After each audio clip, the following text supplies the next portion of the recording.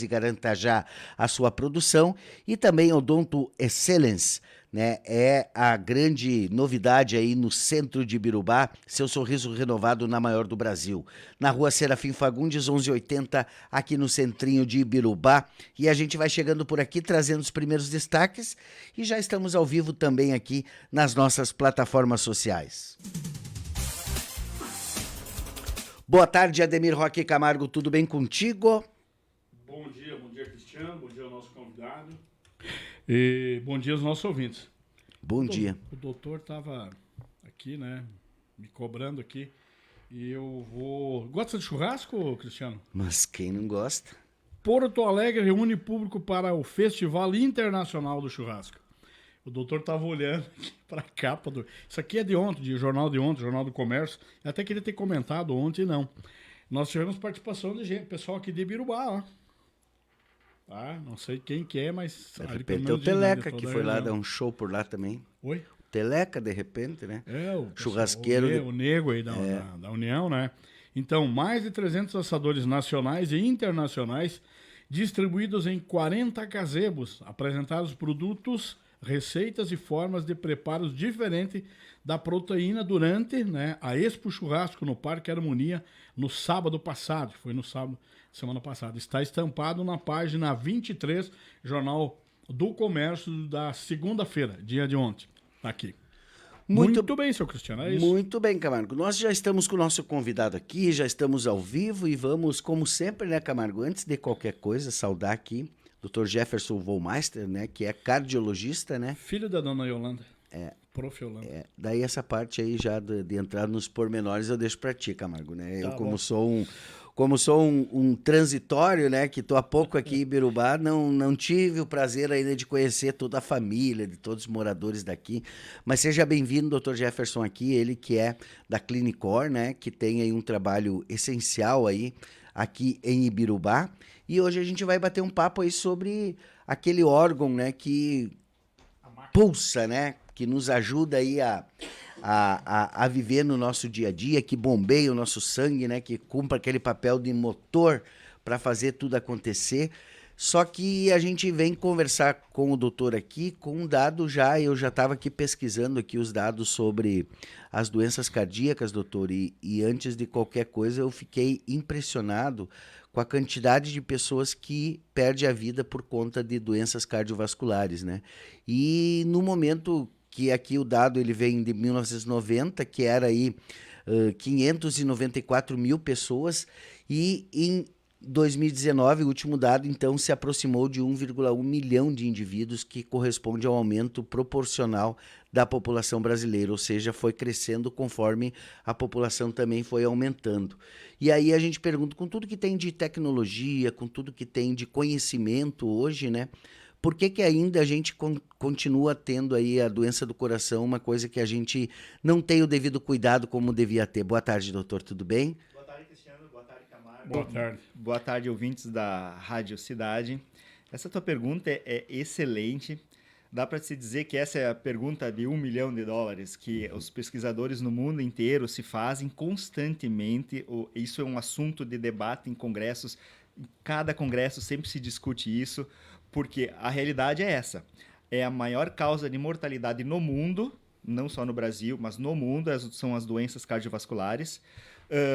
A incidência dessa mortalidade, ela caiu por um tempo, certo? Mas ela persiste alta e nos últimos anos começou a aumentar de novo. Então, por quê? O que estava acontecendo? Você tocou num assunto interessante, a tecnologia. A tecnologia evoluiu e ela foi responsável pela essa queda inicial, né? Houveram os stents, né? A qualidade, a quantidade de stents, as cirurgias cardíacas começaram a ficar cada vez mais comuns, o uso de aparelhos para tipo marca-passos, desfibriladores, o transplante cardíaco, tudo isso, a evolução das próprias medicações para doença cardíaca, insuficiência cardíaca, cardiopatia isquêmica, elas evoluíram bastante nos últimos 20, 30 anos, só que de uns 5 anos, um pouquinho mais, elas estabilizaram e começaram a aumentar. Por quê? Aí começamos a a pesquisar o que está acontecendo. Bom, o que tem saído, que são que a gente considera fatores de riscos importantes que eram subestimados antes e que tiveram um aumento importante. Todo mundo sabe, e que eu já falei isso várias vezes, tanto na rádio como em palestras, nós sabemos da pressão alta, sabemos do diabetes, sabemos do alcoolismo, do tabagismo, do sedentarismo, né? Que são os clássicos, certo? Mas agora o que nós temos visto? O estresse. O estresse é um grande fator para a doença cardiovascular. Não é só um fator secundário. O estresse, a depressão, ele influencia tanto quanto o tabagismo, tanto quanto a diabetes. A poluição do ambiente, a poluição sonora, a poluição da água, quando há isso, ela também tem uma influência tanto quanto diabetes, tanto quanto a pressão alta, e são coisas que a gente tem visto no mundo inteiro que tem aumentado isso. Nós temos aumentado o nível da depressão, que são os distúrbios psiquiátricos, né? Distúrbios do humor, não psiquiátricos, distúrbios do humor, para deixar mais leve, né? A poluição, tanto sonora como ambiental, aumentou bastante. Nós temos também assim, a quantidade de doenças autoimunes, como doenças reumatológicas, doenças inflamatórias, elas aumentaram, porque à medida que a população tem aumentado a sobrevida, tem dado margem ao aparecimento desse tipo de doença, que também causa aumento da incidência de doença cardiovascular.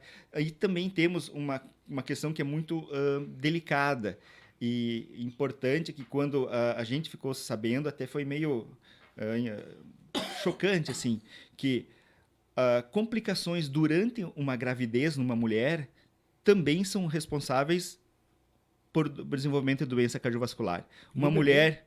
Não, na mulher. Na mulher. A mulher que desenvolve... Não no feto. Já chegamos lá.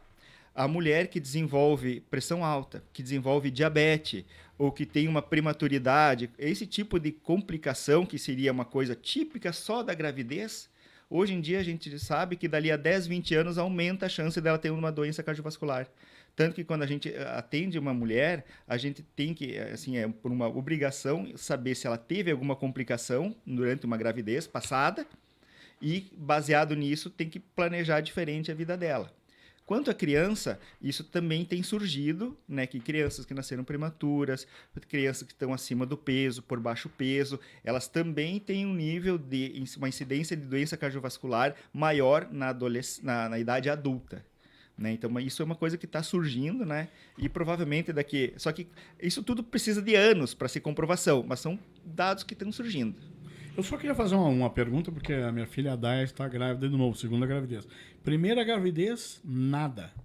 Agora, 8 anos depois, né, pressão alta, gravidez de risco e diabetes. Isso é hereditário, doutor? Não há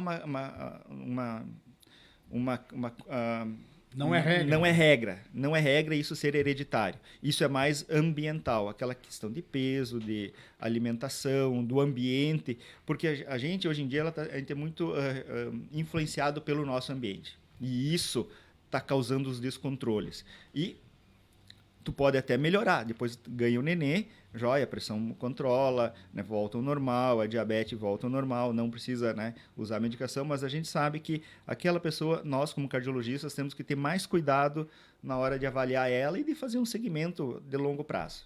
O senhor quer um café ou o senhor quer uma água? Não, nada, muito Cristiano, obrigado. vou esquentar lá o café, Cristiano. Doutor, a gente sabe que existem diversas formas, né, da gente diminuir, né, a possibilidade de ter complicações cardíacas, né? Diz respeito a tabagismo, diz respeito à alimentação saudável, diz respeito a exercício físico e tal. Mas a sociedade ela está de um jeito tão desorganizado em relação a isso que a gente isso é quase que impossível de se dizer, né? Você conseguir ter um tempo para uma rotina de exercício físico, a gente está muito dependente do automóvel, às vezes para ir numa esquina comprar o pão na padaria, a gente vai de carro, né? Por conta dessa coisa do consumo de combustível e tudo mais, né? Porque precisa um processo de educação. Além desses fatores, doutor, tem algum outro fator assim que assim diminua drasticamente? Assim, olha, se tu continuar fumando, não tem o que fazer, tu vai ter problema cardíaco. Se tu continuar sedentário, não tem o que fazer, tu vai ter problema cardíaco, não tem outro fator que, digamos assim, diminua o risco. Não, desse estilo que tu colocaste, não tem. Realmente, assim, ó, que nem tu colocou, a nossa sociedade está entrando numa bolha, né? Numa bolha que nem tu falaste, assim, tá praticamente impossível, é muito trabalho, é muito incômodo, é muito estresse, as pessoas não conseguem tirar tempo nem para elas, nem para viver em sociedade, né, com amigos, com família e tudo, e isso é muito prejudicial. Isso que eu estou falando não é só porque eu acho que é assim ou porque, de repente, eu li um livro espiritualizado sobre isso. Não, isso é estudo ciência. científico. Né? A falta de convívio em sociedade, a falta de lazer, ela prejudica e muito porque ela influencia o estresse. Mas o que é o estresse? O estresse é uma condição orgânica. O estresse não é uma coisa assim, da cabeça, estou estressado. Não. O estresse é uma condição... Me incomodei hoje, estou estressado. Não. Esse incômodo ele tem uma repercussão física. Esse incômodo causa a liberação de diversos hormônios no nosso organismo. Noradrenalina, adrenalina, cortisol. E esses hormônios, eles agem no coração, eles aumentam a frequência cardíaca, aumentam a pressão, eles fazem vasoconstrição, eles aumentam a tensão do músculo. E isso, ao longo prazo, claro, tu vai ter isso uma vez por mês, uma vez por semana, tranquilo. Agora, aquela coisa contínua, todo dia, toda semana, passa 6 meses, 1 ano, isso vai prejudicar o coração. Então, o estresse é isso, é uma reação física ao nosso ambiente. Continuamente é extremamente prejudicial. E como é que a gente alivia o estresse? Bom, existem medicações que as pessoas usam e tudo, mas primeiramente, assim, ó, é aquilo que nós estávamos falando antes, contato com pessoas, jogar futebol, fazer esporte, tentar sair da loucura, nem que seja 1 hora por dia, meditação, rezar, ir na igreja, tudo isso que faz com que tu desligue do mundo, do ambiente e se conecte contigo e com pessoas ao teu redor, num sentimento bom, né? Tudo isso sempre vai te ajudar ao coração, de verdade. Certo.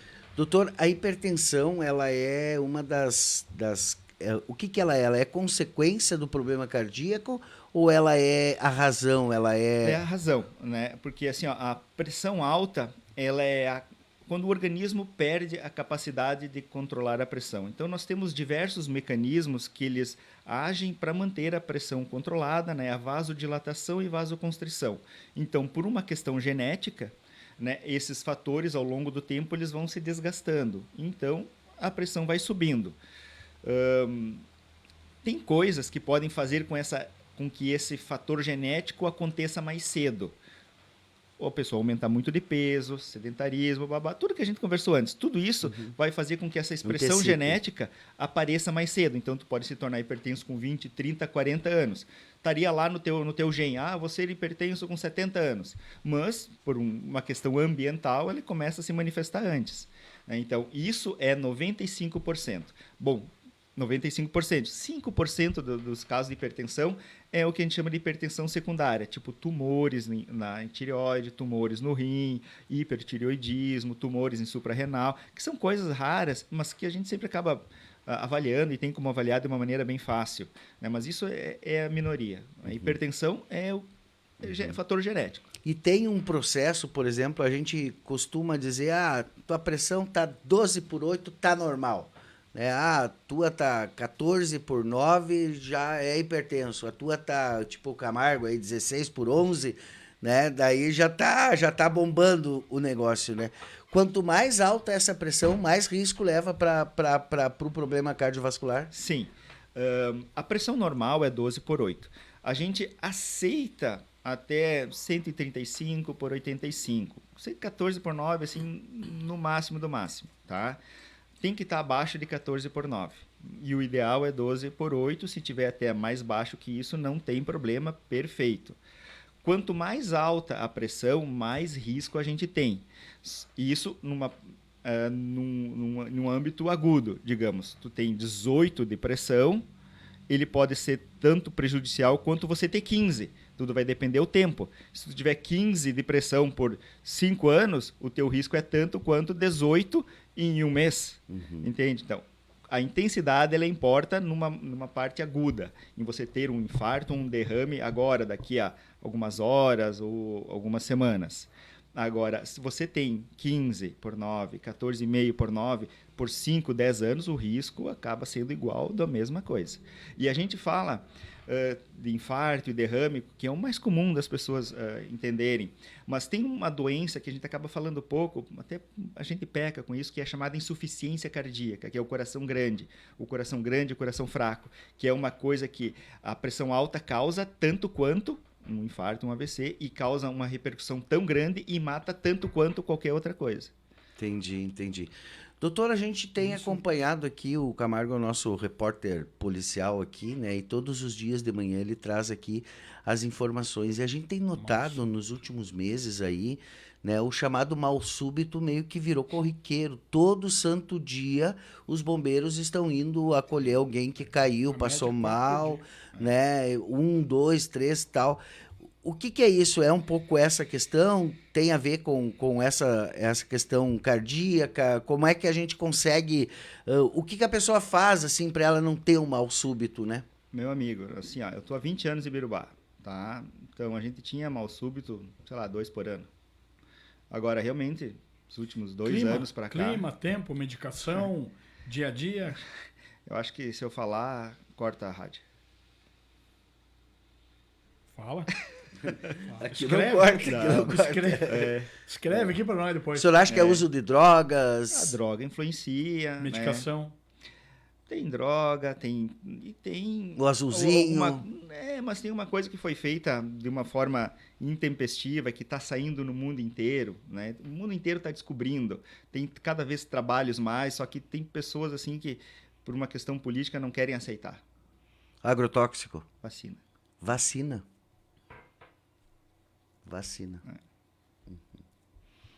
Existe estudo científico em relação a isso, doutor? Tem. Não no Brasil, mas tem vários. Tá certo. É um tema... Mas é um assunto bem controverso, bem polêmico, e eu acho que não vale a pena a gente se estender pela repercussão que isso pode dar no Brasil hoje em dia. Sim. Eu tenho acompanhado... Nós não temos essa liberdade ainda para falar sobre essas coisas. Eu tenho um grupo até do WhatsApp aqui dos ex-milicos, ex-militares, tá? E tem os a favor e tem os contrários. Aí um bota uma informação, aí a gente vai checar. A grande maioria é verdadeiro. Né? Mas é aquilo que o senhor disse, né? Existe uma comunidade que entende e interpreta de um jeito e tem outra comunidade que interpreta de outro jeito, de outra maneira. Né? Eu tô com um médico aqui, tá? Correto? Eu tô com um médico aqui. Claro. Eu sou uma pessoa que vivo da comunicação, né? Eu sou jornalista de formação, me formei para ser jornalista, para contar histórias a partir de dados, né? Se um médico está aqui me dizendo que tem esse fator, o que eu tenho que fazer como jornalista é respeitar isso, ponto. Né? Por quê? Porque ele estudou para isso, né? Justo. Eu tenho que respeitar a opinião dele sobre esse aspecto, né? Eu posso divergir dela? Posso. Mas não é o objetivo hoje aqui. Hoje a gente está aqui para falar sobre, né, esses fatores da questão cardíaca. E lá na Clinicor, doutor, o que mais chega lá? Ah, Camargo! Tá lendo o pensamento agora? Hoje, desde amanhã já. A doença mais prevalente é a pressão alta mesmo. Pressão alta, aí depois vem as dores no peito, né? Como sintomas, dores no peito. Taquicardia. Palpitação, dores no peito. E geralmente essas doenças, esses sintomas, palpitação e dor no peito, eles geralmente a gente nota que eles estão bastante associados a estresse, depressão e tudo, né? Então a incidência de doença de verdade ela é baixa, né? Mas tu só sabe se é baixa depois que tu avalia, né? E faz todos os exames, porque chega uma pessoa com dor no peito, palpitação, falta de ar, pode ser doença ou não. Então, tu avalia, né, até saber se é alguma coisa real ou não. Mas no frigir dos ovos, né, a incidência de doença dá o quê? 10%, 15% num total, né, por causa desses sintomas. E o resto é pressão alta. Não, mas o senhor lembra que em 2006 eu cheguei lá na clínica. Não, lá na clínica não, a doutora Miriam me levou. Eu estava indo para a Capela Fátima, nós estávamos fazendo uma ponte na oportunidade. estava na Secretaria de Obras e eu fiquei mal no trânsito. Começou a ficar cinzento, e eu com 45 anos. Né? Era muito cedo ainda. Meu pai não tinha problema cardíaco, nem minha mãe. Né? E eu me acordei lá no hospital com o senhor no pé da cama, com a dona Ana, e eu falava e vocês não me ouviam. O porquê disso, doutor? Da gente, tu falar, eu me ouvia, mas não ouvia e vocês não me ouviam. Eu ouvia tudo que vocês falavam. O senhor disse, vou chamar a ambulância da Unimed e nós vamos levar ele para o Passo Fundo. Isso eu me lembro claramente. E eu batia na perna do doutor Amílio, mas eu tô bem, e ninguém me ouvia. Daí, de repente, ele tá falando. Eu tive que escrever, o senhor lembra disso? Sim. Pode seguir, doutor. É que assim, como você estava sobre um evento neurológico, assim, é a percepção da pessoa do ambiente, né? Por incrível que pareça, assim, digamos, não o teu caso, assim, mas quando uma pessoa tem um AVC, né? Depois elas acabam se recuperando, algumas pessoas dizem, mas eu falava, mas ninguém me escutava. Não, mas é que ela achava que estava falando, ela tinha a percepção disso, mas ela não estava falando. Mas é uma questão do cérebro, da percepção do cérebro mesmo. É bem comum isso, assim, é uma coisa bem comum. O que é a cardiomiopatia? Bom, cardiomiopatia é doença do coração, é uma doença no miocárdio, e daí ela pode ser por diversas coisas, tipo a cardiomiopatia hipertensiva, ou seja, a pressão alta causou uma alteração, uma lesão no coração. Cardiomiopatia alcoólica, o álcool causou uma lesão no coração. Então, são várias causas que causa... A cardiopatia é um nome genérico. Daí a gente vai definir qual a causa dela. E, por exemplo, eu perdi um irmão por problemas cardíacos, ele tinha 33 anos, e eu acredito muito na questão também, o senhor falou da questão do estresse, por ele ser surdo-mudo, então ele se estressava muito fácil, assim, né? E tinha um problema sério de pressão alta. Quando a gente ia medir a pressão dele, estava explodindo. E daí, quando ele fez os exames lá, foi detectado que ele tinha uma anomalia na veia ali, que enrugou aquela veia. Daí ele foi colocar o stencil, só que daí não conseguiu aguentar a cirurgia e acabou falecendo. Mas, enfim... existem fatores também que são tipo, a pessoa já nasce com aquilo, né, doutor? Hoje é pouco o número dentro de todos os problemas cardíacos, aqueles que são chamados de nascença, Sim. São pouquíssimos? As doenças congênitas cardíacas são poucas mesmo. Elas são... essa incidência realmente não tem aumentado, isso...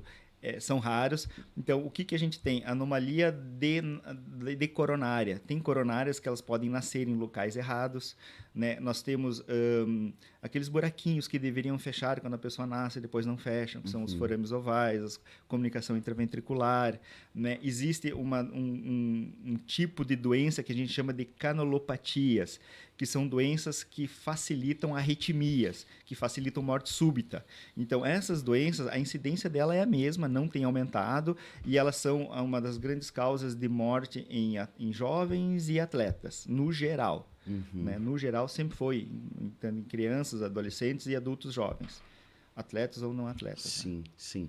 Mas isso é a mesma incidência, isso não tem mudado. Doutor, e a pressão só tem duas formas de controlar, né?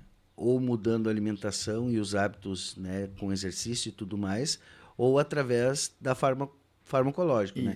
Os remédios que estão hoje no mercado, o senhor acha que eles dão conta de atender? Porque eu, como sou hipertenso, fase 1, que o pessoal chama, né, que é o que vai até 15/9 ali, né? Então eu tomo um único medicamento todos os dias, né? Até não me lembro o nome dele agora, mas é um de 10 miligramas que eu tomo de noite e tal. E aí ela fica mais ou menos ali, a não ser que dê um pico de estresse, daí ela dá uma alterada, mas normalmente fica tranquilo ali, no 13, alguma coisa. Por eu ser gordo, sedentário, sempre sentado aqui na rádio, né? Fofo. Não caminho, sou fofinho, como diz o Camargo, né? Mas a gente percebe, meu pai era diabético e minha mãe também usa de remédio para pressão, de que alguns parece que tu tem que tomar uma montoeira assim para poder fazer efeito, porque tem que tomar esse aqui com enalapril, com não sei qual, porque senão não baixa, porque senão não funciona tal. Qual é desse aí que ele toma, doutor? Tem que ser vários, doutor, mesmo assim, dependendo do problema da pessoa, porque a gente vê também a automedicação, né? As pessoas, hoje tu vai ali Hoje tu vai ali, tu compra o medidor de pressão ali, daí tu chega em casa, tu tira a pressão, daí tu, meu Deus, tá 16. Aí vai ligeiro na farmácia, ao invés de ir lá na Clinicor, consultar, fazer um diagnóstico e tal, vai na farmácia, compra, me vê um remédio para pressão aí, daí o farmacêutico quer vender, e aí joga para ele 3, 4 opções ali, ele começa a tomar e aí vai tomando aquele que mais fez sentido para ele. Tá errado, né, doutor? Tá errado. E assim, ó, a quantidade de medicação, primeiro, a gente usa medicação suficiente para controlar a pressão. Seja 1, 2, 3, 4 ou 5 medicações diferentes, né? A quantidade de medicação ela é determinada, no geral, pelo nível da pressão. Digamos, tu tem 14, 15, né, de pressão, tu sabe que uma pessoa que não é muito obesa, que não tem diabetes, tu sabe que às vezes com uma medicação tu consegue. Agora, uma pessoa que chega já a 16 de pressão, uma medicação é difícil, vai ter que ser 2. Né? Aí se tem diabetes, já obeso, 16, 17, geralmente tu sabe que vai precisar de umas 3. Então, tem essa questão para início de tratamento. Então, quando tem uma pessoa virgem de tratamento que vai começar, a gente usa mais ou menos um parâmetro, né, de experiência, né, para começar a tratar. E observa. Dali a uma semana, tu sabe, controlou ou não controlou. Vai usar mais ou vai usar menos. Então, tudo isso influencia. A questão do peso, que a gente está falando do peso, isso influencia muito. Digamos, tu tem uma pessoa obesa, começa a usar medicação, mas de repente ela perde 10% do peso corporal, perde 5, 10 quilos, dependendo do peso. Às vezes, consegue diminuir o remédio. Né? Então, isso tudo acaba influenciando. E o contrário também acontece. Dali a um ano, a pessoa aumentou 10 quilos, daí tu vê, tu tá usando, vai ter que dobrar a dose. Então, essas coisas que vão fazer com que você use mais ou menos medicação para pressão. Muito bem. Foi aquela vez, foi o meu caso, pesava 142 quilos. Agora tu tá com 141? Não, 118. Bom, então tá bom. 118. Quando eu estava lhe dizendo antes, né, eu estou me preparando, já faz 1 ano e meio, quase 2 anos, que estou me preparando para uma bariátrica. E eu tive problema de pressão baixa. A minha pressão, a baixa estava baixando, estava separando a pressão. E questão do início de janeiro, final de ano, festa e tal. Mas uma coisa que o senhor me doutrinou, que carne gorda eu como muito pouco, né? Bebida eu parei geral, cerveja eu tomo lá de vez em quando, né? E alimentação também, né? Graças a Deus consegui baixar peso e tal. Por quê? Porque no meu filho deu problema, a minha filha agora com gravidez deu problema e tal. E eu fiquei ruim, fui parar no médico, cheguei lá, o doutor Dário mediu a pressão, minha pressão estava, né, 12/5. A baixa, muito baixa. O que tem? 3 dias medicamos, melhorei e tal. 3 dias depois, voltei, fui no meu médico em Santo Ângelo, cheguei lá ruim, cinzento na frente, mediu a pressão, 14/6. Né? Que medicação tá tomando? Isso. Né? Tá. Na hora, cardiologista. Ele consultou o senhor. Vocês têm esses contatos aí. Lá e tal. Não, medicação. Não, correto, beleza. O que tu tá comendo? Não, tô fazendo um regime meio que forçado. Tava indo nas magras e tal, né? Não, tu perdeu peso muito ligeiro e tal, isso e aquilo e tal. Coração, daí saturação e tal. Me mandou embora. Beleza.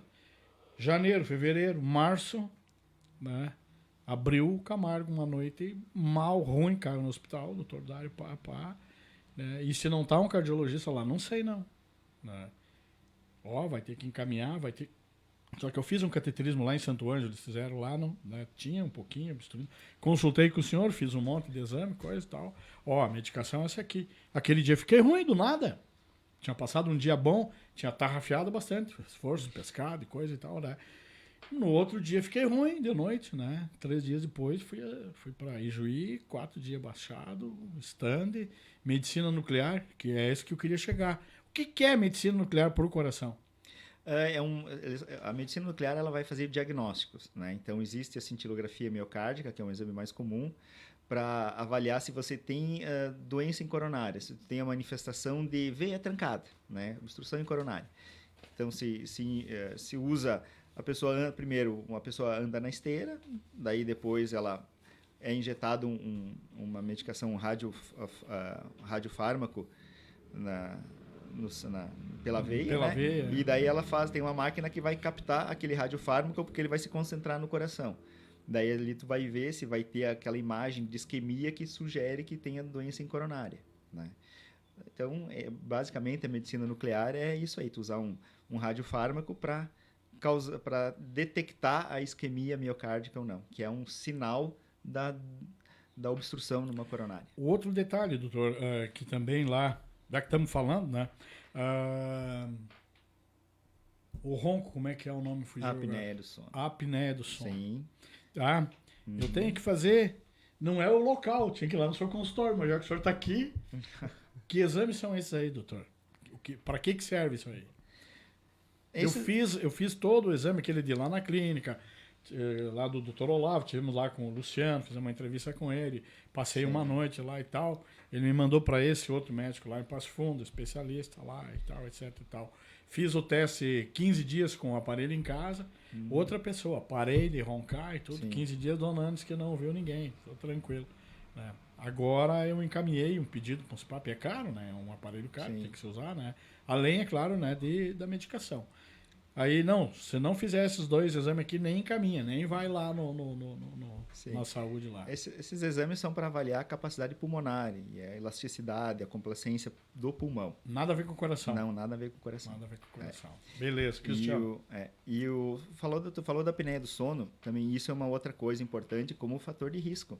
A apneia do sono, o que acontece na apneia do sono? Você tem dessaturação, ou seja, baixa do oxigênio durante o sono, repetidas vezes, várias vezes, e isso é um estímulo para o aumento da pressão. Então, muitas pessoas têm uma hipertensão resistente porque elas têm apneia do sono.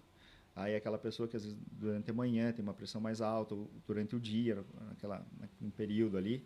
Então, é por causa dessa dessaturação. Daí fazer o diagnóstico, usar o CPAP ou fazer algum outro tratamento que precise, melhora a pressão e diminui o risco cardiovascular. Mas realmente a apneia do sono é um fator importante.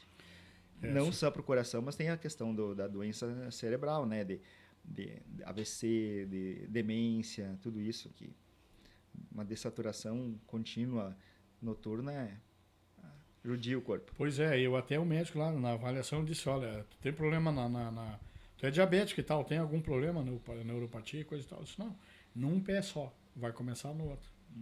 Por quê? Não é da diabetes, a diabetes tá boa, tá controlada. Poderia ser melhor, mas para quem é diabético e tal, né? Mas por causa da apneia do sono. Eu disse, mas doutor, eu vou me tratar tanto tempo. Beleza? Ótimo. E a minha pressão mais uma vez, né? Às vezes a gente ia lá e a gente brincava, às vezes o senhor dizia, não, tu tem que manter a tua pressão nos 12/8, no máximo 13/9, dentro disso aí, com a medicação que tu tá tomando. E eu melhorei bastante. O meu problema dessa vez foi a pressão baixa. Separou a pressão. Mas eu tava com uma veia entupida, né? Muito bem.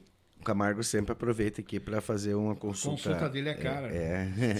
Exato. Eu queria entrar nesse detalhe. Agora a gente falar um pouquinho da Clinicor, né? Aonde ela está localizada, para quem não sabe, doutor, é ali ao lado do hospital, né? Na frente do hospital ali, né? E aí o senhor atende todo tipo de convênios lá? Sim. Os convênios que eu atendo são a Unimed, tem o IP, a Cabergs, e os cartões de saúde que tem, da Card, né? Tem os outros cartões que agora realmente eu não me recordo. Então, Comaja, sim. Os convênios da Comaja. Então, isso aí é tranquilo. SUS também não?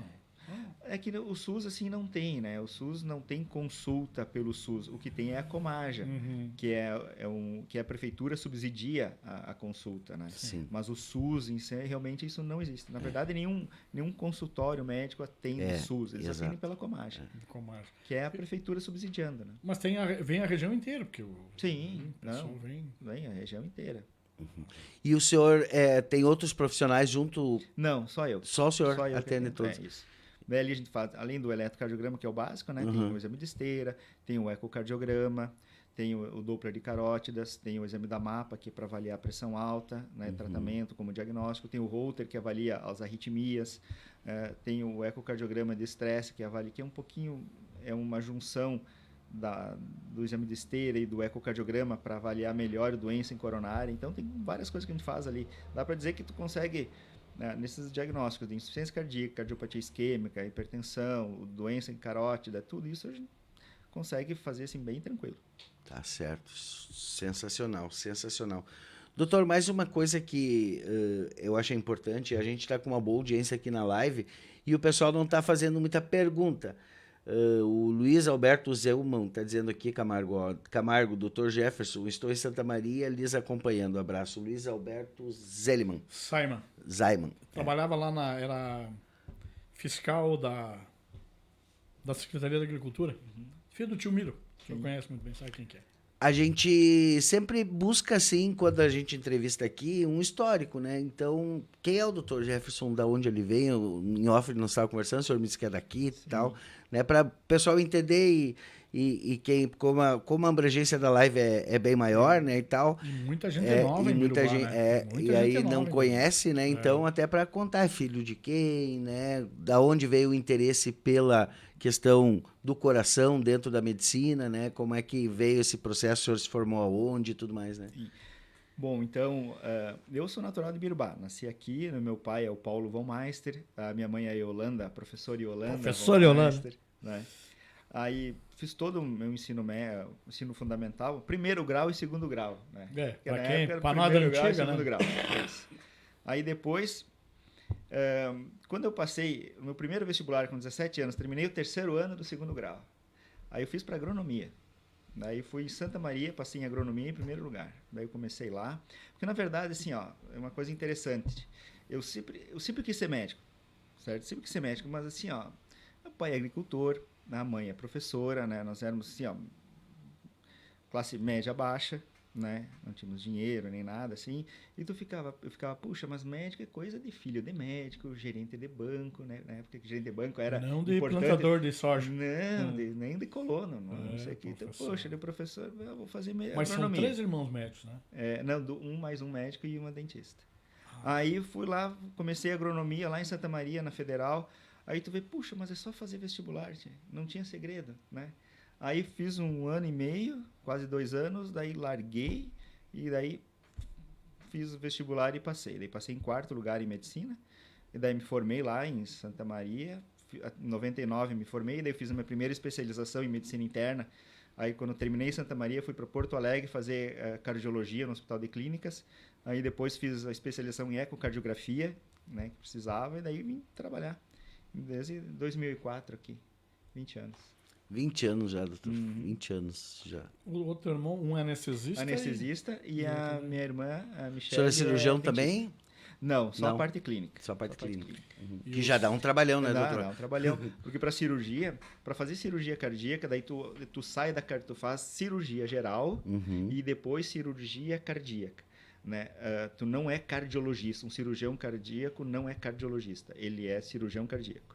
Então, ele é outra parte. Ele faz cirurgia geral e depois se especializa em... A nossa parte vai para clínica médica, medicina interna, daí cardiologia e depois os outros... E hoje, doutor, a tecnologia, a gente falou no início aqui, mas acabamos não aprofundando, né? A tecnologia hoje, para prevenção, ela está sendo uma aliada, sim? Ou mesmo com tecnologia a gente ainda está com dificuldade? Porque demanda também por parte do paciente fazer a parte dele. Tu falar assim, quando tu falou em prevenção, tecnologia e prevenção. Quando a gente fala em tecnologia, a gente pensa em stent, em marca-passos e coisas. Então, esses aparelhos, eles são para tratamento já da doença. Agora, para equipamentos tecnológicos de prevenção, o que a gente tem? As inteligências artificiais que estão entrando bastante, assim, ainda não estão bem sedimentadas, mas estão vindo bastante, que são algoritmos para poder avaliar pessoas com mais risco, menos risco de desenvolver a doença. A qualidade das medicações, né? Tecnologias aplicadas à medicação, tipo tempo de uso da medicação, a liberação dela dentro do organismo. Então, isso é uma coisa que tem evoluído bastante. Quanto à questão de equipamentos em si, a gente já só fala em tratamentos, né? Mas digamos assim, o preventivo mesmo, né? Quando é que eu devo procurar um cardiologista? Com que idade? Bueno, tia. Assim, ó. Me lembrou o vô dele. Bueno, gurizada, vocês estão muito arteiros. Quando você tem um familiar que tem história de morte súbita ou doença cardíaca, com infarto ou cirurgia cardíaca, alguma coisa precoce, antes dos 40 anos, a gente tem que começar antes dos 40 anos, qualquer um, tá? Se tu tem na tua família uma pessoa que tem colesterol alto desde novo, eu sei que o meu pai tem colesterol alto desde novo, então Mas você mesmo magro, porque eu mesmo conheço pessoas magro, bem sim. magras. No caso do meu irmão, tio, né, que é bem Isso. magrinho e tem colesterol. Porque o colesterol não tem muito, tem a ver com alimentação, mas não 100% com alimentação. Isso eu já posso explicar. Então, se tu tem alguém com dislipidemia severa desde novo, tu vai ter que começar a cuidar isso desde novo, tá? Então, isso é a regra. Agora, sou uma pessoa normal, de família normal, nunca tive nenhuma história familiar, nada. Então, a gente sabe ali as mulheres a partir dos 50, o homem a partir dos 45 anos, vale a pena começar a avaliar pressão, diabetes, colesterol, exame de esteira, ecocardio, essas coisas assim que daí depois tu vai avaliando, tem risco para fazer, tem que fazer exames daí a cada 6 meses, 1 ano, a cada 2 anos, daí tu vai olhando. Mas para começar, no geral, sem fatores de risco, 40, 50 anos mulher, porque a menopausa pesa. Quando chega a menopausa na mulher, o risco dela começa a aumentar bastante, porque até lá os hormônios femininos protegem ela, né? E o homem, 40, 45 anos, né? Doutor, a gente vê câncer no pulmão, câncer no rim, câncer na garganta, câncer na próstata, câncer por tudo. Existe câncer no coração? Tem. Bem raros. São raros, assim, menos de 1%. Aí tu pergunta. Nunca imaginei isso. Não, tem menos de 1%. Tem a incidência tanto em criança, recém-nascido, tanto em adulto. Tem metástase de câncer de mama para coração, metástase de câncer de pulmão para coração. Então, coração é um órgão, graças a Deus, a incidência é bem pequena. Mas existe. Certo. O pessoal fala muito e são bem, assim, ruins. A gente fala muito em transplante. Nesse tempo que o senhor está aí, 20 anos, tem paciente seu que foi transplantado no coração? Nenhum. O transplante, ele é difícil, né? Tem que ter uma indicação, por isso, para indicação de transplante, tem que ter vários critérios, porque não é fácil achar um órgão, né?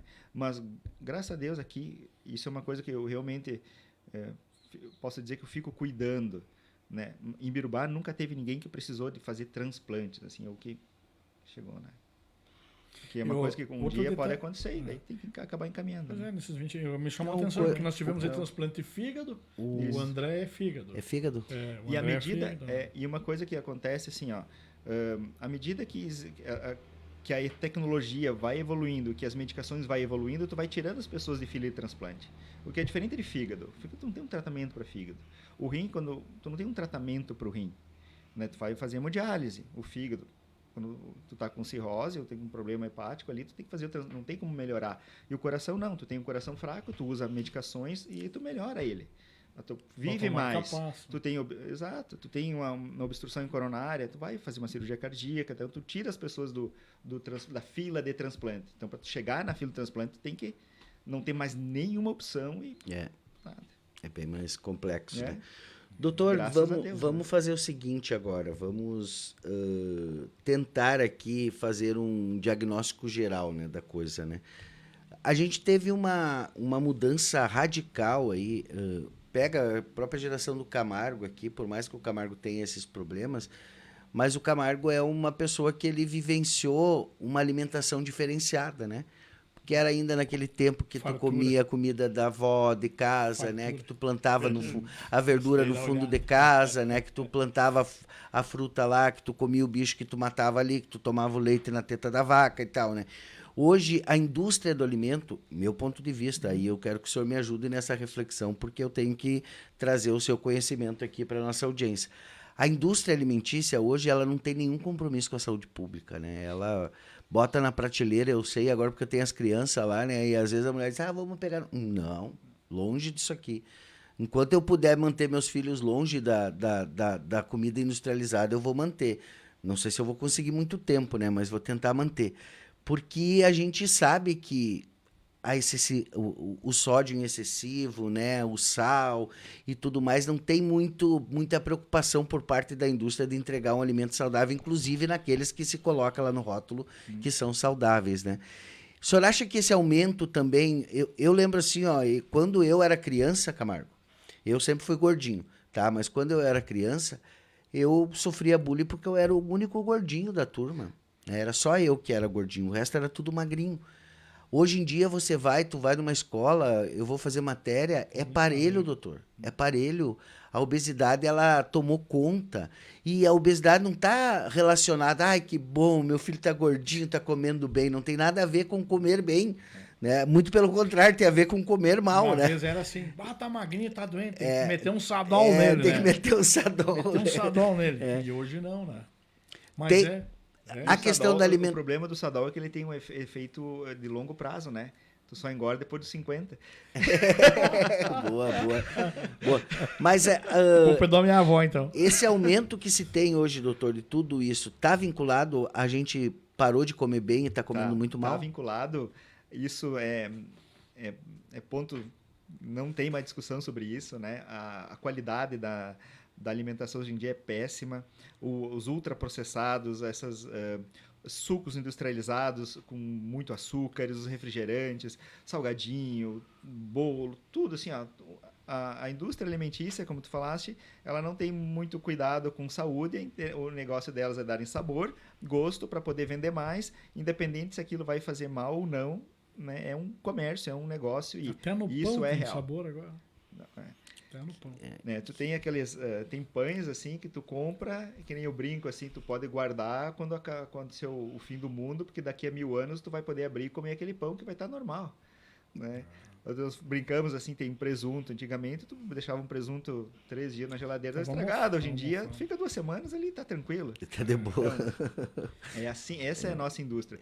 E juntando a isso, nós temos a questão assim, ó, mesmo que quando antigamente comia bastante, mas tu jogava bola, andava de bicicleta, tu caminhava, trabalhava um serviço braçal. Hoje em dia as crianças, além de Só ter no celular. esse tipo de alimentação, elas estão só no celular, elas não brincam mais, elas não correm, elas não andam de bicicleta, elas não têm uma vida ativa. E é só no Então, salgadinho. então Só salgadinho, a sua daí- profissão está garantida mais para frente. Sem hein? dúvida. A gente olha para esse tipo de criança, a gente pensa, meu Deus, daqui a pouco tempo, porque Você se vai eles tá já estão aqui. obesos assim com 5, 6, 7, 8 anos, eles vão ter hipertensos com 20, 25. Essa é a questão. Naquela época, tu pode ser magrinho, começou a engordar ali com 25, 22, 23, 25, tu vai ser hipertenso com 45, 40, mas agora tu começa com 10, com 20, 20 e poucos, tu já está com pressão alta. E a gente... Aí nós vamos juntar droga.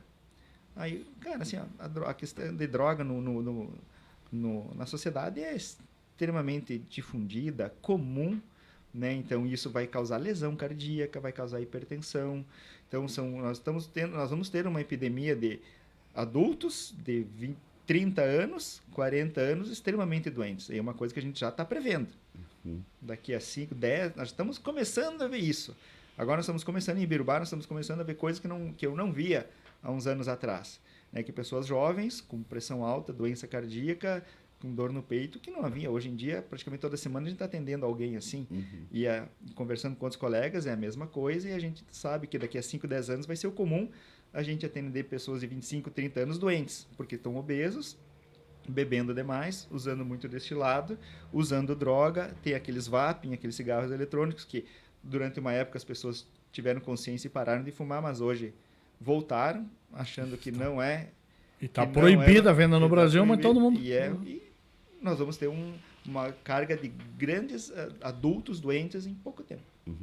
Doutor, e essa questão, o senhor falou de epidemia, eu queria perguntar para o senhor do pandemia. Como é que ficou o coração da gente depois da pandemia?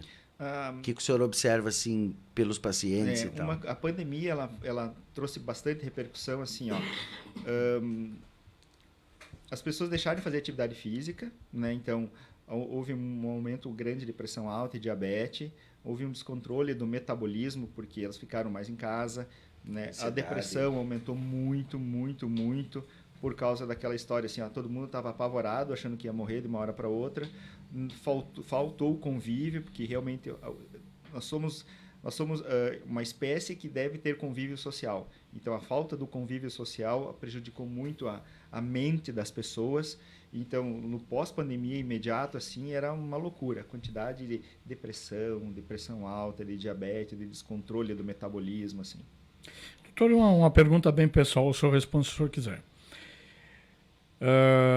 Eu vejo assim, ó, o senhor foi um médico que atendeu o Covid, que teve problema lá e tal, né, que teve a coragem de dizer, não, quero ajudar, porque temos médicos bem mais velhos, pessoal da antiga e tal, né? E esse pessoal ficou meio assim, com medo e tal. E eu vi que na época o senhor abraçou a causa, eu tive 2 problemas, o caso do meu irmão, do Nequinho, e o caso do meu genro e tal, né? Mas é uma coisa bem pessoal sua. Como é que o Dr. Jefferson ficou depois de enfrentar isso? Como é que tá o seu coração e a sua cabeça, doutor? Porque foi uma pressão, né, meu amigo? Sim, atender a pandemia realmente não foi fácil, assim, ó, que era uma situação nova, Ninguém uma doença sabia nova, o que ninguém sabia o que fazer e tinha que trabalhar. Alguém tinha que trabalhar, alguém tinha que fazer, alguém tinha que atender, não podia deixar aquele monte de as pessoas doentes sem atendimento, né? E isso, daí tu ia para onde? A pessoa chegava aqui, ninguém atendia. Como é que tu ia fazer isso? Não podia, tinha que fazer. Então, como experiência pessoal, foi muito marcante, porque basicamente todo dia era uma novidade. Assim, ó, tu tem que estar estudando diariamente, procurando internet, publicações, coisas assim, para não ficar... Não tinha com quem se aconselhar, né? Porque também ninguém sabia. Porque ninguém sabia, exato, porque tu conversava com um colega em outros lugares, não sei, acho que é assim, estamos fazendo assim, sabe? E era aquilo ali, e daí tem aquela história, assim, porque era uma doença que causava uma carga emocional muito grande, tanto da pessoa, que tu via aquelas que melhoravam, que era ótimo, mas tinha aquelas que não melhoravam, que iam entubadas ou que faleciam, aí tinha os familiares desesperados. Uma pressão tremenda. Uma pressão, aí transfere, não consegue transferir. Então é uma coisa assim, foi bem desafiador. Bem desafiador. E saiu da sua linha de profissão. O senhor é cardiologista, né? Totalmente. Daí a gente tive que voltar praticamente a minha especialização de medicina interna, porque a medicina interna lida com essas coisas. Então tive que desfocar e focar em tudo nessa parte e praticamente reestudar muitas coisas, né? Eu me lembro um dia que nós conversamos, o dia que o Thiago, meu genro, deu alta. Né? Família tinha condições e tal, mas não tinha para onde levar. Passo Fundo lotado, Santa Maria lotado, não tinha para onde levar. Né? E olha, me recordo hoje, entrei na porta, o senhor disse assim, não vou entubar e vou deixar aqui. Aí a família tem médicos, tio dele em Passo Fundo e tal, né? Mesma coisa, deixa aí, porque se tu sair para cá vai ficar na fila jogado pelo menos aí tem atendimento. 2 dias depois ele levantou da cama, tomou banho sozinho e tal, tá aí tranquilo. O Nequinha a mesma coisa, assim como a gente teve amigos, colegas aí que infelizmente a gente perdeu, né? Mas era uma pergunta amigos próximos que acabaram falecendo. Uma pergunta que eu queria lhe fazer, porque eu sei o que o senhor passou, porque era corrido. Ficamos 23 dias com o Nequinha e 26 dias com o Thiago dentro do hospital. Então praticamente 2 meses lá dentro, né? Todo dia, não podia entrar, não podia fazer visita e nada. E o desespero, né? Aquele desespero, né? Melhora, não melhora. Daí fulano, ficou doente e hoje descobriu, fulano foi transferido, faleceu. Né? E daí a gente, com pessoas da gente, né? Foi bem... E tomar decisões foi bem complicado, me lembro, né? E essa pergunta eu queria lhe fazer. Como é que o Dr. Jefferson conseguiu superar tudo isso? Porque foi sofrido, meu amigo. Exato. Foi bem, que nem te falei, foi bem desafiador, mas assim, ó... Eu faria de novo. Eu gostei. Eu faria de novo, porque assim, ó, tem uma questão assim, ó, daquela coisa, o desafio é importante. O desafio assim, o desafio faz a pessoa, sabe? Às vezes o TED é a pior coisa que existe no mundo. Então tu trabalhar numa situação assim sob expressão é cansativo, mas sabe, vale a pena. Tu tem o sucesso, tu tem o sucesso, tu tem o fracasso, mas assim, ó, é que nem eu digo assim, eu todos os dias eu levanto e me olho no espelho e digo que eu vou fazer diferente, né? Nem todos os dias eu consigo cumprir, né? Mas botar aquilo como meta, né? E eu assim, doutor, entrevistando o senhor, conversando com o senhor, mais uma vez aqui, dá vontade de eu ir ali no banheiro e me encher de tapa na cara, né? Porque sou fumante, né? Sou sedentário, né? Agora tenho 2 pitocos lá que precisam de mim, né? Então, eu acho que a humanidade, nós, a sociedade, nós precisamos enxergar essas falas que o doutor fala. Eu lembro do meu pai morreu de diabetes, né? Ele morreu... meu Deus, era uma pessoa mais jogava futebol, né? Mas aí se acidentou, depois acabou caindo numa roda lá de sedentarismo e acabou virando diabético e daí perdeu a vida por conta disso, né? E ele dizia assim para mim, né? Eu dizia, pai, tu não pode botar tanto açúcar no café, né? Ele dizia, mas para, guri, o que tem a ver açúcar com diabetes? Né? E ele, uma pessoa antiga, tu não conseguia, né? E nem o médico dizia assim, Paulo, pelo amor de Deus, né? O senhor precisa mudar, o senhor vai morrer se o senhor continuar desse jeito. Se morrer amanhã faz 2 dias, né? Porque era aquilo, né? E hoje a gente tem aí esses médicos aí, né? Disponíveis para a gente, né? Com todo o conhecimento e nem sempre a gente consegue colocar em prática, né, doutor? Então eu acho que assim como eu acho a sociedade, a gente falou antes das drogas, né, a gente se sente de mão amarrada porque o problema da droga, a gente fica secando o gelo, nunca resolve, né? Porque tira um traficante aqui, no outro dia já está outro no lugar e assim vai, e o ciclo nunca se vence, né? E não se tem uma seriedade para tratar desse assunto também, só se pensa em matar, encarcerar e fazer acontecer. Não enxerga isso como um problema de saúde pública que está caindo lá nos consultórios, né? Mas, enfim, isso é um outro debate também. Mas eu queria, assim, doutor, agradecer ao senhor por trazer essas informações para a gente e dizer assim, ó, eu acho que eu vou tentar mais uma vez, né? Tirar pelo menos 1 hora por dia para caminhar, né? Largar o cigarro, que eu já devia ter largado, né?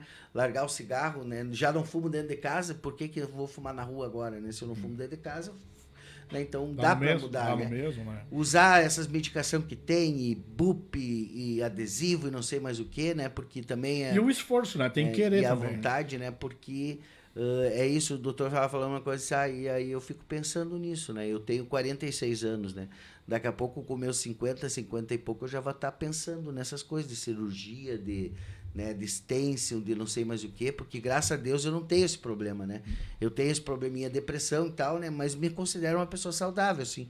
Nunca tive aceleração, nunca doeu meu peito, né? Nada, né? Tu tem que pensar assim, ó, tu tem 46 anos, então tu tem uma perspectiva mínima de 30 anos. Ou seja, você tem 30 anos de chance de desenvolver todo o problema do coração que pudesse e você não se cuidar.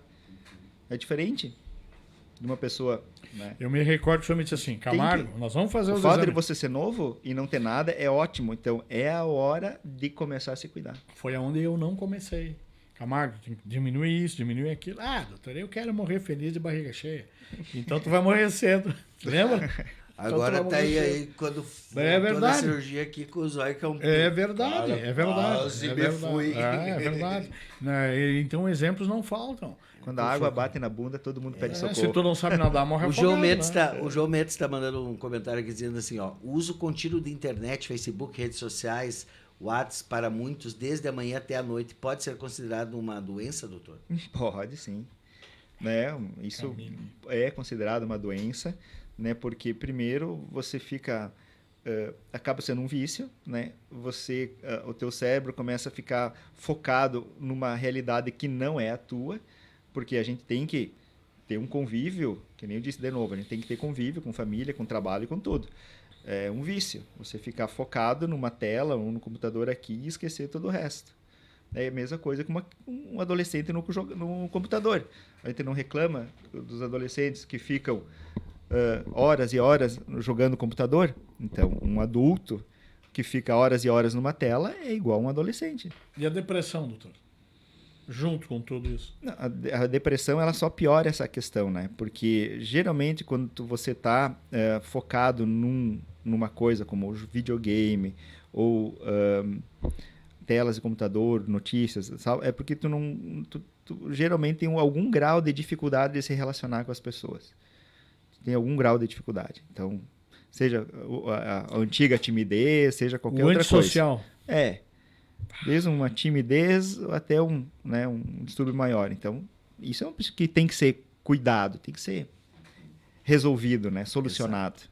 E para isso nós temos neuro, nós temos Tem psicólogos, tem terapia, tudo para isso. Sempre é importante isso, né? A gente também ter claro do limite de cada um, né, doutor? O senhor é clínico geral, além de ser cardiologista, né? Tem a sua formação em medicina. O senhor chegou a fazer residência como clínico? Sim, a medicina interna. A Isso, a medicina interna é justamente para tratar desses pacientes de UTI, de clínicas, pacientes internados e tudo, né? E a gente sabe que o cardiologista, né, é uma especialidade que vai demandar muito, né, nessa sociedade atual, como o doutor disse aí para frente, vai cada vez mais. Então, como eu disse, né, doutor, o senhor não tem problema de quebrar o negócio, né, porque cada vez mais cedo, cada vez mais cedo vai ter que aumentar tudo, né, infelizmente, né. Por outro lado, infelizmente, né? Por outro lado, felizmente, que... Profissão né, é profissão. É profissão, exatamente, né? Assim como o socorrista, né? O outro lá. Então, a gente deseja aí que os problemas que chegarem para o senhor sejam cada vez menores, né? E mais fáceis e mais fácil de solucionar, e que o senhor continue sendo essa pessoa querida aí que atende todo mundo com muito carinho, com muita dedicação. E deixa os contatos lá da Clinicor aí para o pessoal que está ligadinho na live aí, que ainda não precisou ou tomou consciência agora. Eu acho que eu vou lá dar uma olhada. O bom é fazer uma revisão. Fazer o preventivo, né? Mas... Depois do senhor dar o número do telefone lá e fica na frente do hospital e tal. E como é que tá o coração desse Colorado, já que é cardiologista, que esse nosso time aí, que Cristiano é gremista? Não, eu acho que o time vai bem. O time vai bem. Tá tranquilo. Eu sempre tenho que mexer. Tamo bem. Porque o doutor, quando ele sai caminhar, todo dia de tarde tá dando a caminhada dele com aquela camisa do Internacional. Eu digo, ô, mas tu é corajoso aí. Tranquilo. Tranquilo. Mas brincadeiras à parte, o consultório fica na frente do hospital. Como é que faz para chegar lá? Pra quem não conhece. Então, é na rua de Anis Dias, 310, na frente do Hospital Anis Dias, certo? O telefone é o 3324-6425. O celular, eu vou olhar porque eu não me lembro. Tá certo. Vamos ver aqui. Isso é normal, viu? Isso é normal. Isso é normal, não. Eu ainda lembro do meu. O CPF, o senhor lembra, doutor? O CPF. Depois passa para nós, tá? Tá.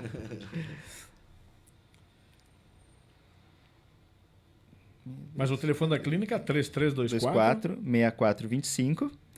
E o celular é o 99-179-7667. A secretária lá continua as meninas? Continua a Daia, a Pamela. Saudade da Renate, não? A Renate sempre. A Renate é fantástica. Quantos anos ficou lá? Mas olha, bastante. 20. Não mais, 10 anos pelo menos. A Renate é fantástica, foi o que começou a Clinicor junto comigo. E o seu Von Márcio criando as ovelhas, tem uns borregos bonitos lá, né? Tem bonito. Mas diz que a carne de ovelha aumenta bastante o colesterol, Não. O que aumenta é a gordura, não a qualidade da carne. Tá certo. Doutor, para finalizar agora, a gente só falando assim, e tem um Instagram. Pode seguir pode seguir a Clinicor no Instagram também, Clinicor Ibirubá. Eu vou pegar remédio. O Cristiano disse que eu fiz uma consulta com o senhor, não. É o meu dia de pegar remédio. Insulina tá aqui. Tá bom. Tem que pegar, não. A gente sempre que traz um especialista aqui, doutor, seja da área que for, do direito, da medicina, né, da psicologia, seja o que for, a gente trabalha aquela mitos e verdades, né? Para ouvir um especialista desmistificar que as pessoas têm essas ideias, às vezes, que vêm pelo grupo do WhatsApp, né? Sim. E aí não vão atrás da informação. E quando a gente tem alguém que conhece o assunto, a gente vai lá para dentro, né, e pergunta, né?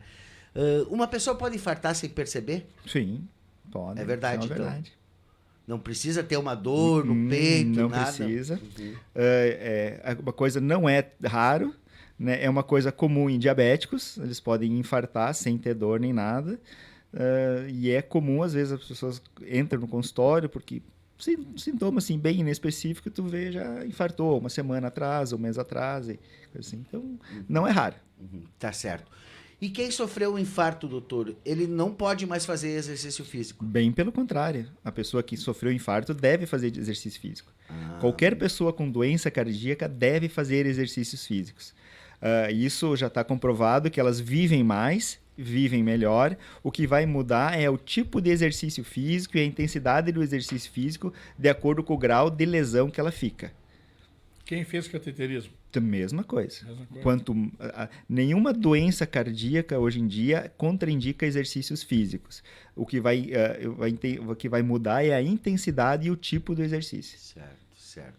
Quem o café toma... faz mal pro coração? Não, Não faz mal. não faz mal. Cristiano- Também isso já saiu do E o chocolate? O chocolate faz bem pro coração, é verdade? o chocolate tem gordura, né? O problema é que o chocolate tem a mas gordura, o tem puro? hidrogenado. O puro ele pode ajudar, mas não pode comer uma barra de chocolate por dia também, né? Aquele daí pedacinho, chocolate com 60%, 70% de cacau, né? Aqueles pedacinhos uma por per- dia. uma Pode ser pergunta aqueles quadradinhos. Pessoal aqui, quem tem problema de coração, pode tomar Taladafila ou pode tomar Viagra? Porque é Pode. diferente. Pode. Tu Ter toma qual, doença... Camargo? Eu tomo Taladafila por recomendação médica. Pode usar sim. O problema é as pessoas que usam medicações como Sustrate ou Monocordil. Então, quem usa Sustrate e Monocordil não pode usar nem o Viagra nem o Tadalafila, porque elas têm uma interação medicamentosa.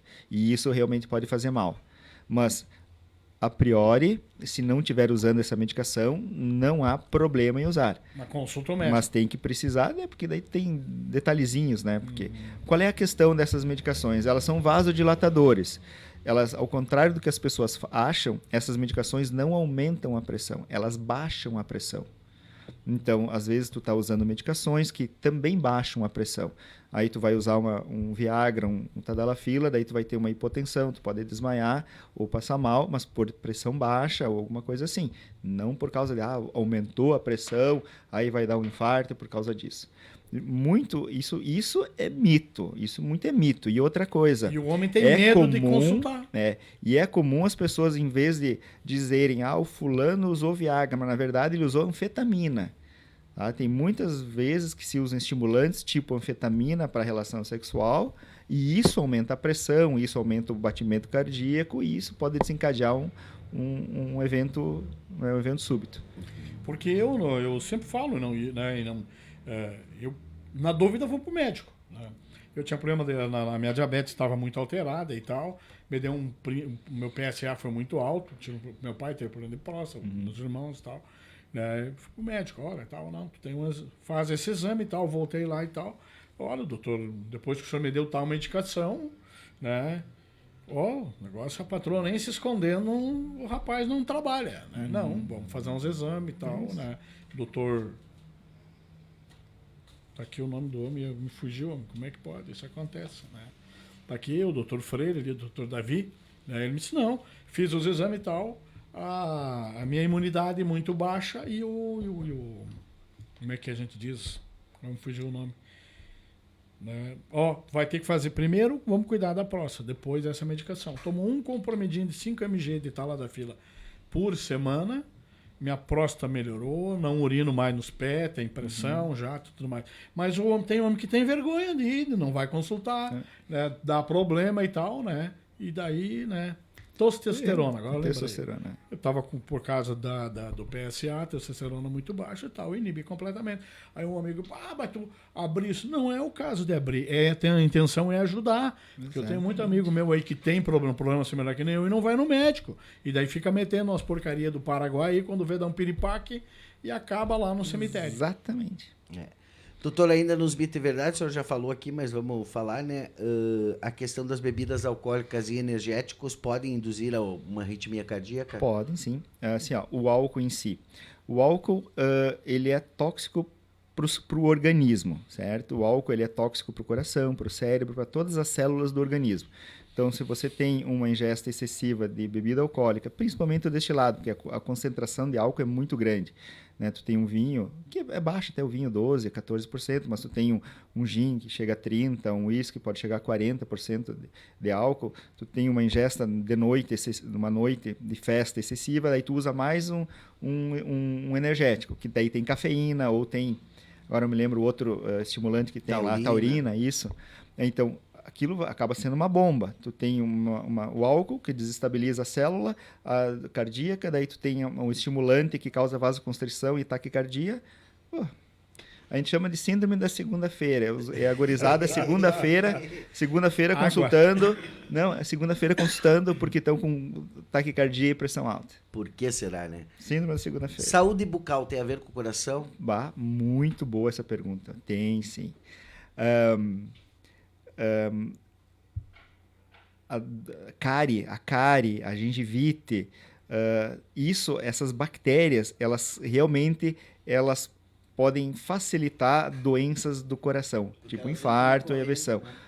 Porque assim, hoje em dia a gente sabe que um dos fatores do infarto, do AVC e da insuficiência cardíaca é uma inflamação orgânica contínua, que é o que a poluição faz, que é o que o estresse faz, que é o que a diabetes. Tudo isso é uma inflamação no sangue contínua, de baixa intensidade. Essas bactérias da boca, elas causam essa inflamação contínua. Então, tu tá com uma infecção na boca. É uma bactéria, tanto a gengivite, a periodontite, as cáries, elas vão causar uma inflamação contínua, que é uma doença. E isso aumenta a chance de realmente de infarto e de derrame. Isso é uma realidade. Tá certo. Então não é só o comer pela boca que dá. Não, é verdade. Sensacional. Doutor, agradecer aqui a sua presença, né? A gente fica sempre feliz quando alguém com tanto conhecimento tem um podcast, que é o assunto que eu assisto, que o cara sempre diz isso, né? O meu convidado é muito mais interessante do que eu, muito mais inteligente do que eu, né? Mas é sempre bom porque a nossa audiência aqui, ela tá acostumada com esse horário do meio-dia, que a gente sempre traz um entrevistado aqui que vem somar, né? Pra gente não ficar, senão fica eu e o Camargo, quando não tem entrevistado, fica eu e o Camargo aqui. Nós pescamos, que eu também. Né? Pescando e fazendo resenha aqui e o pessoal até reclama. Mas foi muito boa a nossa conversa aqui, acho que esse tema aí, né, das doenças cardíacas, né, do cuidado com o coração, ele é fundamental para a nossa sociedade, para a nossa comunidade, para a gente botar a mão na consciência e dar cuidado disso. A gente tem profissionais aí como o senhor dedicados, dispostos aí, né? É só ir lá marcar, né? Ver o convênio que tu tem aí. E se não tiver convênio, bate lá no Comarja, lá com o pessoal do... Primeiro vai no SF, né? Que daí tu tem que consultar lá no médico da família. Ele aceita cartão. Daí depois aceita cartão, tudo bem, né? Mas enfim, né, cara? Não vai deixar para amanhã, né? Porque, como diz o Metz aqui no comentário também, né? São doenças silenciosas, né, doutor? Tu não sente dor, né? Porque quando tu tá com uma dor de dente, tu vai no dentista. Eu sou um que só vou no dentista quando me dá dor de dente, né? Tu tá uma dor em qualquer parte do corpo, aí tu vai no médico, né? Mas essas doenças, elas não causam dor, incômodo, a não ser quando tu já tá infartando, exatamente. Quando já tá... Quando tu já tá com a água batendo no pescoço. Mitos e verdade, o coração dói ou não dói? Dói, o coração quando tá obstruído, com uma obstrução numa coronária, ou quando tu tem angina, que é uma suboclusão, ou aí tu vai doer. Então o coração dói, mas não dói, ele dói quando ele tem... aquela queimação, tipo uma queimação, como é que é essa dor? Porque a dor do coração, assim, típica, clássica, é um aperto. As pessoas dizem como se tivesse um elefante com uma pata pisando no peito. Isso é o clássico. Certo? Mas tem pessoas que sentem... Mas isso tem a ver com ansiedade também, né? Não é parecido com aquilo da ansiedade. Exato, por isso. É uma coisa que, se tu não cuidar, tu deixa passar. Outra sensação, dor na boca do estômago, uma ardência na boca do estômago, né? Pode ser. Dor no queixo, só no queixo, ou dor que vem do queixo e vai pro braço, ou dor que vem no peito, aquele aperto que vai para o braço, uma sensação de cansaço no braço. Então, isso são as manifestações de doença, de um ameaço de infarto ou o próprio infarto. Que uma angina é ameaça de infarto. Tudo isso eu já sofri. O infarto, doutor, a gente fala do infarto, né? Ele é mortal. Quando tu tem um infarto, tu morre, não? Não. O infarto é quando obstrui uma coronária. Tá? Então, tu obstrui de uma forma súbita uma coronária, uma parte do coração deixa de receber sangue. Então, é que nem quando tu fizesse um garrote no dedo. Faz o garrote, começa a apertar, falta sangue, vai branquear e começa a doer. E começa a doer, tá? Por isso que a gente dói. Porque começa a faltar sangue, começa a dar isquemia e começa a doer. A possibilidade maior ou menor de morte depende de onde aconteceu o infarto, em qual coronária e em qual altura da coronária acontece. Se ela for na parte mais distal, a parte mais final da coronária, o infarto acaba sendo pequeno e a possibilidade de morte é menor. Se a obstrução, se a oclusão acontece mais no começo da coronária, a chance de morte é maior, porque daí tu tem uma maior área do coração que deixa de receber sangue e que vai começar a morrer, que nem a história do garrote. Então, isso que vai diferenciar. É a coronária do lado esquerdo, é do lado direito. Então, são detalhes que vão definir. E o atendimento é a massagem cardíaca? Né, quando a pessoa cai desfalecida, né? Morte, sim. desmaia. Daí, quando ela está desfalecida, é a massagem cardíaca, né? Desfibrilação, se puder, levar no médico e tudo. Mas quando tu tem a dor, tu tá com um infarto, o tratamento de escolha é fazer o cateterismo, certo? Fazer o diagnóstico o mais rápido possível, quando tem a obstrução, oclusão total, né? Tu faz o diagnóstico o mais rápido possível e encaminha para o cateterismo o mais rápido possível, ou usa uma medicação chamada trombolítico para tentar abrir aquela coronária, pelo menos até fazer o cateterismo quando tu não consegue levar ou num tempo hábil. Qual é o tempo hábil? 6 horas. Quando tem um infarto, tu tem 6 horas desde que começou a dor para abrir e a pessoa fica bem. Pode ser estendido até 12 horas, dependendo do caso. Mas quanto mais tu demora, maior a chance de haver sequela e de morte. Sequela tipo é o coração fraco, né? Ou possibilidade de morte. Então, a dica de ouro é, sentiu Rapidez. esses sintomas, vai para o hospital, que daí lá faz o eletro. Ele porque, aponta na hora? Aponta na hora. Porque existe, vou te dizer duas coisas assim, ó. Existem 2 tipos de infarto, que a gente diagnostica por eletro. Existe um infarto no eletro, aparece como supradesnivelamento do segmento ST, que é uma marca no eletro. Então, tu faz um eletro, se tem essa marca no eletro, isso é o cateterismo rápido, isso é encaminhamento em até 6 horas e tudo. Se você tem a dor e você não tem esse supradesnivelamento, tu pode até estar com um infarto, mas ele não caracteriza a rapidez. Tu consegue usar medicação e deixar assim para, digamos, no outro dia fazer um cateterismo, ou dali a 2 dias. Daí, o manejo é diferente. Então, por isso que eu digo, sentiu dor, tá ruim, vai para o hospital, faz o eletro diferencia. Tem que ser rápido ou dá para ser mais tranquilo? Entendi. Sensacional, né? Camargo, mais alguma coisa? Da minha parte. Terminou meu receituário. Terminou? Terminou as folhinhas aqui. Já Doutor, foi. matou tudo. Matou tudo.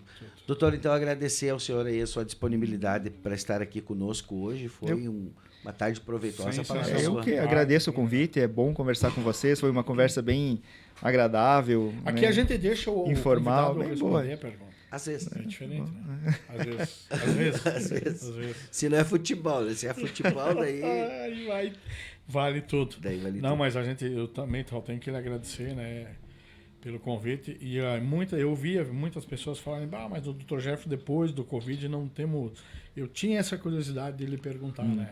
E por isso que eu lhe aplaudi, que a gente aplaude as pessoas, né? E né, do senhor dizer, não, eu faria tudo de novo. Então, faria mesmo. E eu te digo uma coisa, falando de convite, assim, ó. Ibirubá foi assim... Nós tivemos muita sorte aqui na cidade, né? Porque, assim, ó, o hospital ajudou muito, né? Tudo que a gente falava ali com o Daíra, ele conseguiu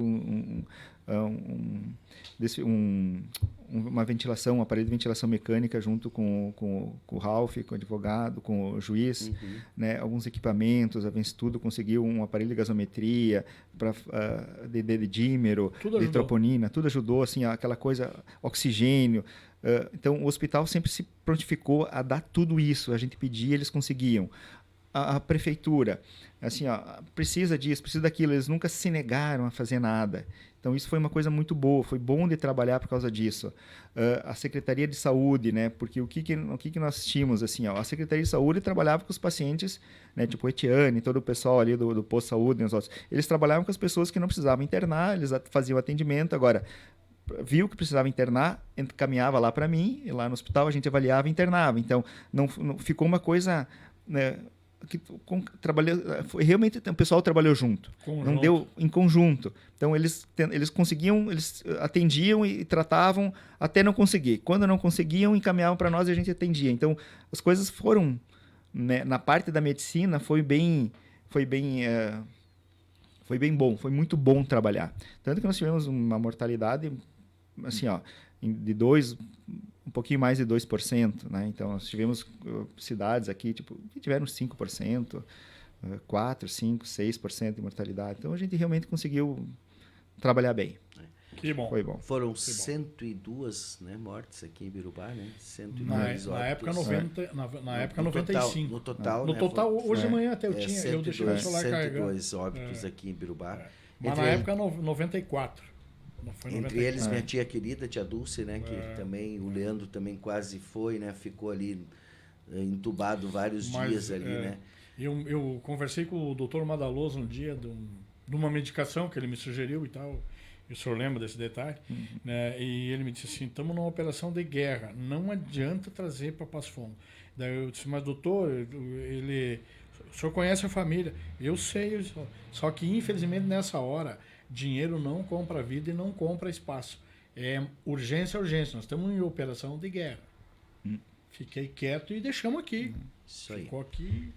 Muito obrigado, então, ao Dr. Jefferson, né? E aí voltar a mais vezes. entrevista fica convidar. disponível aqui no nosso Facebook, também vai para o YouTube, com certeza vai para o nosso jornal Alto Jacuí, né? Para aquele pessoal que gosta de ler. O senhor e o Jardel que escreve, né? Então, não A adianta só gente- tirar foto, né? Aí a gente vai disponibilizar também no nosso jornal Alto Jacuí, que está fazendo 50 anos. Vamos para um rápido break de apoios culturais e daqui a pouco a gente volta aí com os destaques finais do nosso